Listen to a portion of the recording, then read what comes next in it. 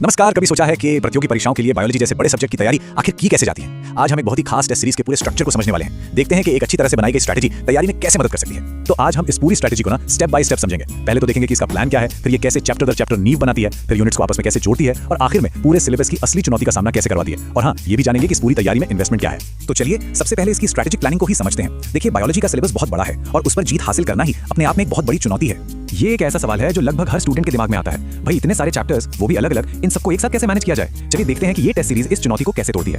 अब बात करते हैं पहले फेज की। कहते हैं ना, किसी भी बड़ी इमारत की तरह एक मजबूत तैयारी की नींव भी एक एक ईंट मतलब एक एक चैप्टर को पक्का करके ही रखी जाती है। तो ये सफर शुरू होता है 27 चैप्टर वाइज टेस्ट के साथ और तारीख है 9 जनवरी 2026। इस पहले फेज का मकसद बिल्कुल साफ है, हर एक चैप्टर की समझ को इतना गहरा कर लेना है कि आगे चलकर कोई कंफ्यूजन ही ना बचे। जरा इस सैंपल शेड्यूल पर नजर डालिए। लगभग हर दूसरे दिन एक टेस्ट। ये रफ्तार और अनुशासन बनाए रखने का एक शानदार तरीका है। देखिए कैसे द लिविंग वर्ल्ड और बायोलॉजिकल क्लासिफिकेशन जैसे बेसिक चैप्टर से शुरुआत हो रही है और फिर धीरे धीरे गाड़ी आगे बढ़ रही है। अच्छा, इस अप्रोच का फायदा क्या है? देखिए, सबसे पहला तो ये कि हर टॉपिक पर अकेले में मास्टरी करने का मौका मिलता है। दूसरा, कहां पर कमजोरी है ये बहुत शुरुआत में ही पता चल जाता है और लगातार प्रैक्टिस से एक ऐसी सॉलिड नींव बनती है जो कॉन्फिडेंस को कई गुना बढ़ा देती है। तो जब हर चैप्टर पर पकड़ मजबूत हो गई तो अगला लॉजिकल स्टेप क्या होगा? जाहिर है, इन अलग अलग आइडियाज को एक साथ जोड़ना और उनके बीच का कनेक्शन समझना। और बस यहीं से शुरू होता है फेज 2 यानी यूनिट वाइज टेस्ट। अब फोकस छोटे छोटे चैप्टर से हटकर बड़ी बड़ी इंटरकनेक्टेड यूनिट्स पे आ जाता है। अब test diversity in the living world या सेल, स्ट्रक्चर एंड फंक्शन जैसी पूरी यूनिट्स को कवर करते हैं। इससे ये समझने में मदद मिलती है कि अलग अलग कॉन्सेप्ट्स मिलकर एक बड़ी पिक्चर कैसे बनाते हैं। ये स्लाइड तो समझिए पूरी कहानी एक ही बार में बता रही है। ये एक फनल की तरह है। पहले चैप्टर्स की चौड़ी शुरुआत, फिर यूनिट्स को जोड़कर उसे थोड़ा और फोकस करना और आखिर में पूरे सिलेबस पर ध्यान केंद्रित करना, बिल्कुल फाइनल एग्जाम की तरह। और अब आता है फाइनल राउंड, सबसे तेज और सबसे इंटेंस फेज, पूरे सिलेबस की चुनौती।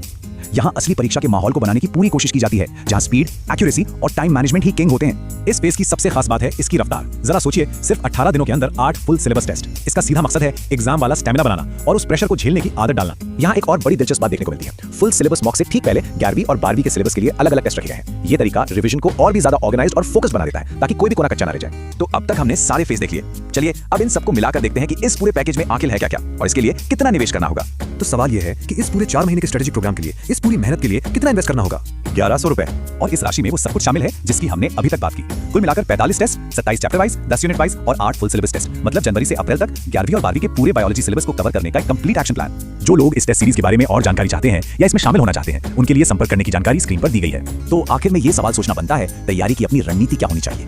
क्या इस तरह का एक स्टेप बाय स्टेप और स्ट्रक्चर तरीका वाकई में सफलता की संभावनाओं को बढ़ा सकता है? ये एक सोचने वाली बात है।